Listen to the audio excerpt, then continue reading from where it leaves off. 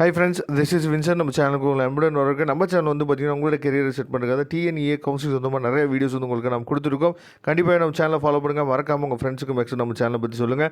Okay friends, அதாவது இப்போ நம்ம பார்க்க போகிற வீடியோ வந்து ரொம்ப ரொம்ப முக்கியமான வீடியோ. அதாவது இன்ஜினியரிங் படித்தா வேலை கிடைக்காது நம்ம சொல்லிகிட்டே இருக்கிறாங்க. சரியா?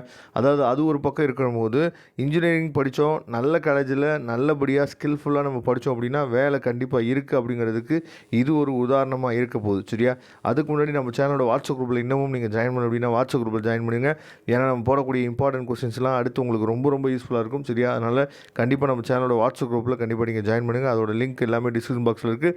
ஓகே ஃப்ரெண்ட்ஸ், அப்படி என்ன சார் நமக்கு வந்து ரொம்ப முக்கியமான ஒரு விஷயம் வந்து கொடுத்துருக்காங்க, அப்படி என்ன சார் ஒரு மகிழ்ச்சி செய்தி அப்படின்னு சொல்லி கேட்டிங்க அப்படின்னா, அதாவது அப்டேட் வந்து பார்த்திங்கன்னா 26 ஜூலை 2024 தான் அப்டேட் வந்திருக்கு.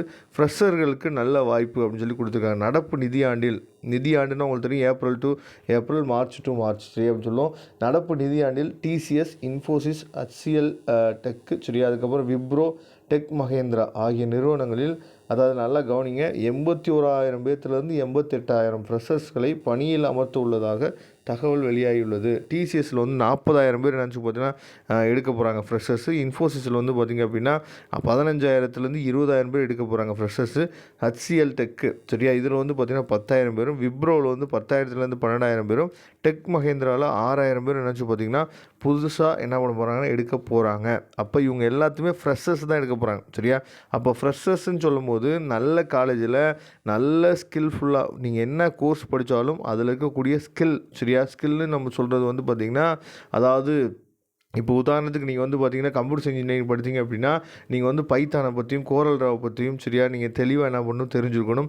அதே மாதிரி கோடிங்ஸ் வந்து எப்படி நம்ம வந்து எழுதுறது, இந்த மாதிரி விஷயங்களை நிறையா நீங்கள் வந்து என்னாச்சு பார்த்து தெரிஞ்சுக்கணும். சரியா?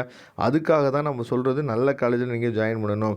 நல்ல காலேஜில் ஜாயின் பண்ணிவிட்டு நல்லபடியாக உங்கள் ஸ்கில்லை நீங்கள் டெவலப் பண்ணிக்கணும். முக்கியமாக நம்ம படிக்க போகிற ஜோன் வந்து ரொம்ப முக்கிய அவசியம். சரியா?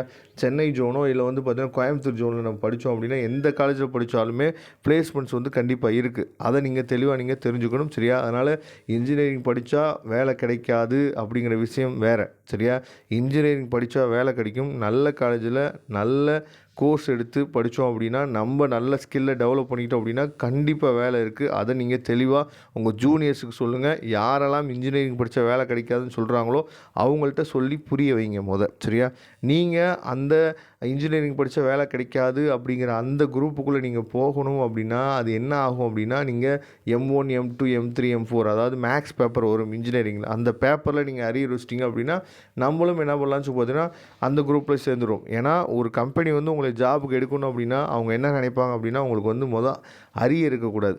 அதாவது ஃப்ரெஷர்ஸ்க்கும் சரி கரண்ட் பேப்பரில் அரியர் இருக்கக்கூடாது அப்படின்னு சொல்லி தான் நினைப்பாங்க. அதை நீங்கள் தெளிவாக நீங்கள் புரிஞ்சுக்கணும். சரியா? Okay friends, thank you. நீங்களும் இதில் ஒரு ஆளாக இருக்க போகிறீங்க ஃப்யூச்சரில். அதனால் வாழ்த்துக்கள், நன்றி. நம்ம சேனலை ரெகுலராக ஃபாலோ பண்ணுங்கள். இதே மாதிரி நிறைய விஷயங்கள் உங்களுக்காக காத்துட்டு இருக்கு. தேங்க்யூ.